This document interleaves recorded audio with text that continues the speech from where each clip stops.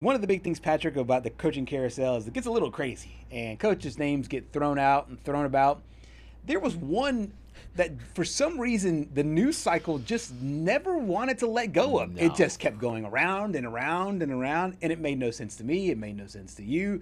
It was the possibility of Alabama head coach Kalen DeBoer leaving Tuscaloosa to go to Penn State. Now, the conventional wisdom was Penn State had waited a long time to hire a coach, although they were the first one of the Power Four teams to fire their coach. The job had stayed open a very long time, but Kalen DeBoer very quick to slam the door shut on those. Yeah, and I think Penn State has finally found their guy, and it's not Kalen DeBoer. But I just never understood this logic from the beginning. And I know there were some people in the media that have good connections to these programs that basically hinted at, like, hey, maybe and Penn State might be waiting for someone that's still currently playing. And it's just like, I mean, do you really think Kalen DeBoer would have been fired had they lost to Auburn? I mean, Right. you gotta pose that question, and I pose that to you. Do you think Alabama would have fired him? No. I mean, I think the fans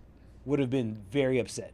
But Yeah. fan is short for fanatic. Never Fanatic. forget that. Never, ever forget that. And we're all fans of somebody. Yes. I'm a huge fan of the New England Patriots. We're fanatics. We think crazy. All right, now, I'm thinking that our team's going to win the Super Bowl. We haven't been in the playoffs in 4 years. But so the thing about fans is that fans go over the top about everything. The fans would have wanted him gone. The brass at Alabama, the cooler heads would have prevailed. He would have been fine. I think some of the overall talk was he would get sick of, oh, we're 9-3 and not good enough. We beat Right. Georgia twice. We are this close to the college football playoff.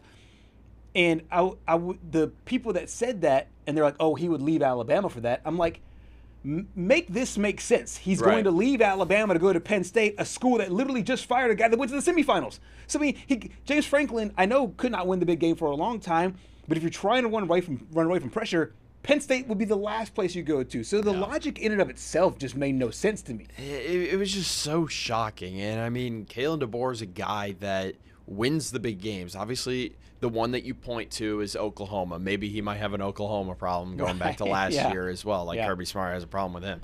But it's Texas just has when a you problem look, with Georgia. yeah, literally.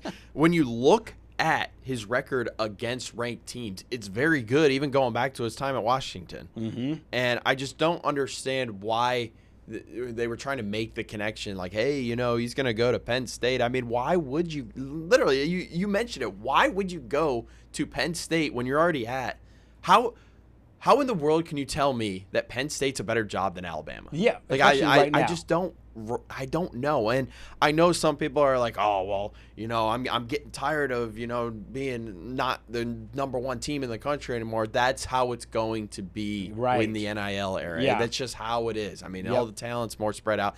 I think it's more impressive that the drop-off hasn't been as insane. Right. Like, that's just my opinion. Like, Yeah. going from, the time before NIL with Nick Saban, and then Saban retires, and I mean, outside of a fluke game against Oklahoma last Right, year, right. and I guess you could call the Vanderbilt game a fluke game as well, Kalen DeBoer would have made the college football playoff last Easily, year. easily. And they're on pace. As long as they don't get blown out this weekend, Right. they're going to make it again. Yeah, yeah, and I would argue, I think some would argue that they should be in no matter what happens there in Atlanta. We got a chance to hear from head coach Kalen DeBoer, and I think is this him addressing? Yes, this is him addressing the the Penn rumors. State rumors. I thought this was interesting. Yeah, we are extremely happy at Alabama. It's the first time I've been asked, so I appreciate you, Charlie. And we are extremely happy here. Love the challenge, love the grind, love this place. And there's never been any link. There's never been any conversation. There's never been any interest either way.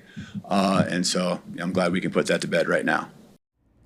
There's a couple things I found interesting about that. Is that I watched this press conference from not all the way through, but I watched it for that moment because I knew he was going to be asked.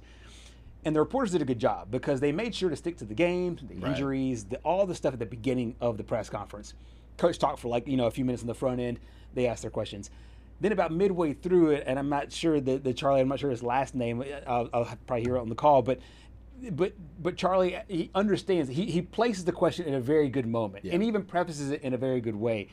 But I do think if you were to go to Kalen DeBoer's notepad, whatever he has there at the podium, because I'm not in politics, but I know politicians do this as well. They have like a list of things where they know they're going to be asked this question. Yes. And I remember there's an old press secretary for the White House.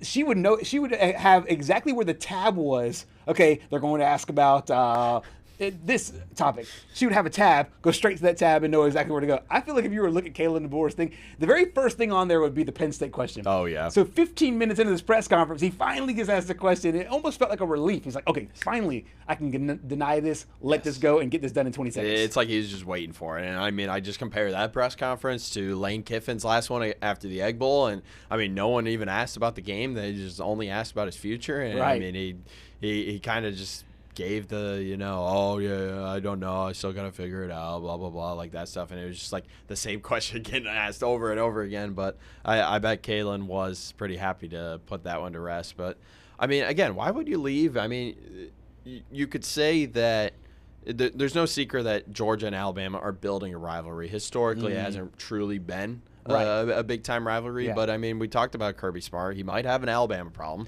He's 1-7 against the tight end Georgia. He's 0-2 against DeBoer. But, I mean, the middle stat there, that's the one that kind of sticks out to me. Right. I know I talked about how, hey, Georgia's never beaten Alabama in the SEC championship in the entire history of the SEC championship. Mm-hmm. But he's 0-4 against the Tide at Mercedes-Benz Stadium. The lone win, and I meant you can make the argument that this is the best one to win. It's the national championship. Yes, exactly. If you're not going to win the regular season games or the SEC championship, win the national championship. Yeah. And it's kind of like that. You can follow the same logic as it relates to Ohio State and Michigan. It's okay, right. And I might lose to my rival here, but if we win the Natty, then it kind of brushes everything away. It's the same logic there for them. So we'll see how Saturday goes. But Kalen DeBoer, as we said on this show a million times, finally told you and told everybody else he's staying in Alabama.